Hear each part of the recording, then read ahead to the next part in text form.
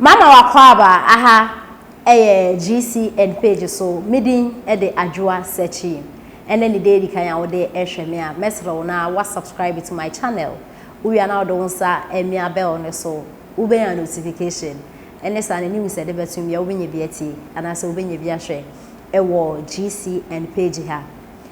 Na nsenya enche bia video bi eko viral pa na sa video no na efi Ashanti region na ebeto Ghana hanoma etumi eko viral sa no na video ni na efa ensemhu bi a NDC youth organizer a owo Suame constituency de ebeto udwa na video na kame nko anka radio stations TV stations omo anase bloggers omo discuss yanka man omo play video de kra because video na ensem ewo no sebio ano eyehie papa na video e call viral sa no amafu bebre e kire omo adwen ho Ghana ni bebia Ghana dadwen e dana komaso oti video na kenekia obeka ho asem na e wo sa video yi nsem e call so wo me no e na NPP communicator a o call untumi FM so ekoye discussion e fa sa video no na wo kire say sa brand no this not sa video ya o ye no enye ne first video wa ye ne o ona ensem o taika ona ensem o taika pa because o say NDC for mo at no position na ache enti no kenekia say 2024 mo ba enti onya platform bi o kenzim hu o say bi afa na we de epi out a call viral I wo internet ne so bi atibi enti na afa na aye mo hu mo ma na ye mo hu kra na brand na why said omo eyi ni ye me nson no why hata me kura me ni gina ho kura wa hwe betoto wo oso obi si obi fa abagbo military because of politics na aside politics no say ye na ye Ghana fo ye na ye nuano asantini o fantini o kroboni o ewani o say ye na ye nuano internet na say wo de abagbo obi onyonkun nua na wokuno because of politics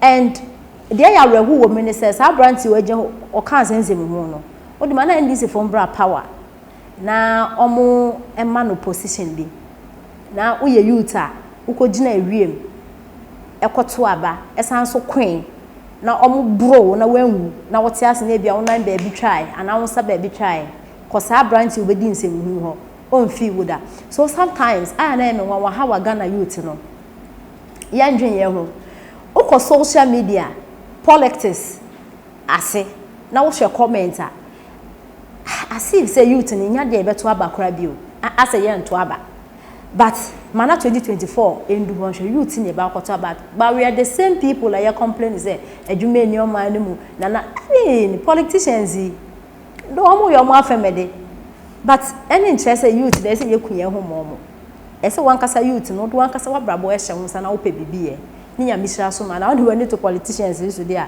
and on how 50 cities 100 cities they about to need do omo de man wa kwakodi but bisa won say apart from 50 cities na 100 cities no about to need etwema ugina bill e he politicians no omo family and omo nanfofo no omo girlfriends no omo yenum no omo ni omo ye de omo mfa ye nya hwe o nti no we should be careful we should be very careful when it comes to some politicians and dada and omo de dada here say o man baby a woto aba na wo kire ne wo pe anasa wo kire de obedi wo so but enye say wo kokun obi because nipa na wo kokun oye wo nua ba ana yo nua bemba why do you have to kill someone because of politics or why do you have to kill someone because of election oh NDC youth Suame constituency youth organizer no o kensem hu pa o kensem pop na NPP youth organizer na say enye ne first time ni eyade a oye paneti nsema ama jeje cancel take it afa mo akamu the house ama ye cancel afa mo adehia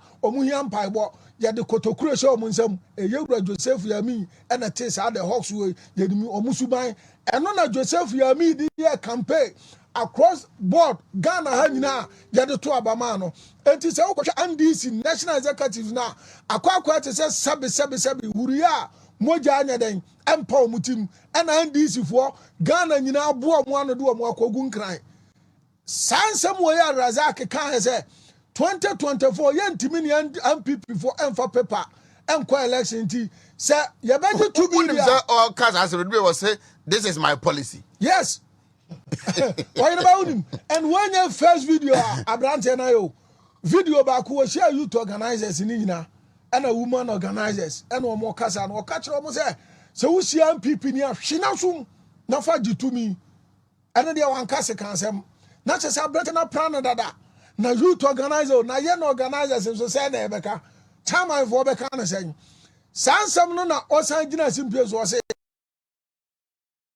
Bua man pipi amanyoko no na de oye no so oye de my party no onye se ono nko an personal interest e bia sebe o ampi na o party nko anti a oye se what I say oye de my party no se de nyam de ebeba bia no abete de say why ready say obesom say nipa no se delegation so ehunu mobo enya ni mugidie te say wantima nyina woni mugidie no de tumi no ma ne de a ene obeye ne moho asan se wonye parliamentary candidate onye ba ya de bi wo ha ya MC ene uko wanchi asesa onye ba wanchi first in history Malcolm eba wanchi a ukohwa abrosan kese a ye pejadi asi wanchi a enya asem kuma Malcolm fo ba beji asase to ho na mfie bebre omuyi omoni ye MC 2 one among eko me comfort office eno omo kokasae tuo na mo bebre enne wo project ya me comfort ye no wanchi a ese wani ura wanchi ye lorry station wa old station ho ohene ba na stores we wo eye kuma bi enne ye ura Alexander Obodamwa abubu store dan no bi a me fa say dey asay anaba bi na containers wo or the grade adwini nyina gu anne or Pager store building at the Wanchi station. And now could do Wanchi uko court to that court complex. But Dr. Gideon Buakwa Kasa.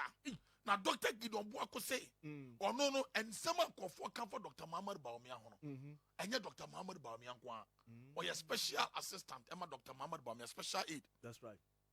Yeah. Now, no matter go assemble good Dr. Muhammad Baumia and fa.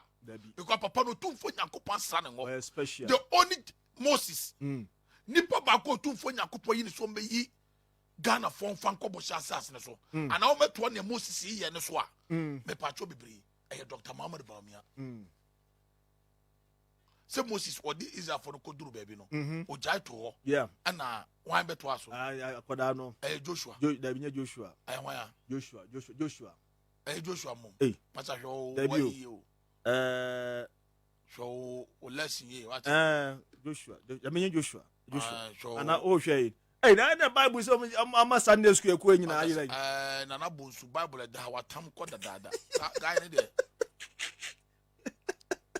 Tam Koda Joshua. Yes. I'm not there. Joshua. I remember Joshua the big Moses are there. And Deuteronomy 31 verse 1 to 8. 34 to 34. So for preaching no. Sarakate. Mama Mieka. Maria Kepos. Joshua the big Nadia. Joshua. And to open Joshua near Moses in Nana Kufado. And to the end to be Jato. That's right. Nanya the baton and the man on.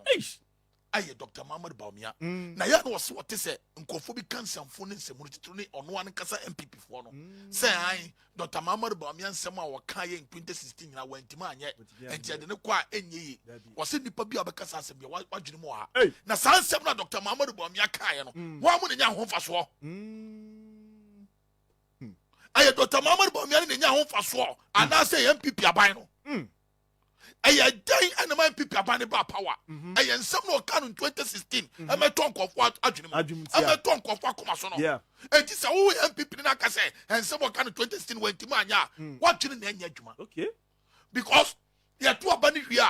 In some of the Canada, we need power. I am collective responsibility of Jacan Humum. Sanabaya. Ghana bit my fan into my pay fra. The Yamuni Pabacoso. Debbie. And Dr. Mamma Bamian, some or Kayan, a yappy pintin or Kayan, a ye and my MPP winning power, and MPP and a young home for so, Mama in Gideon Boaco. You see, the finest break.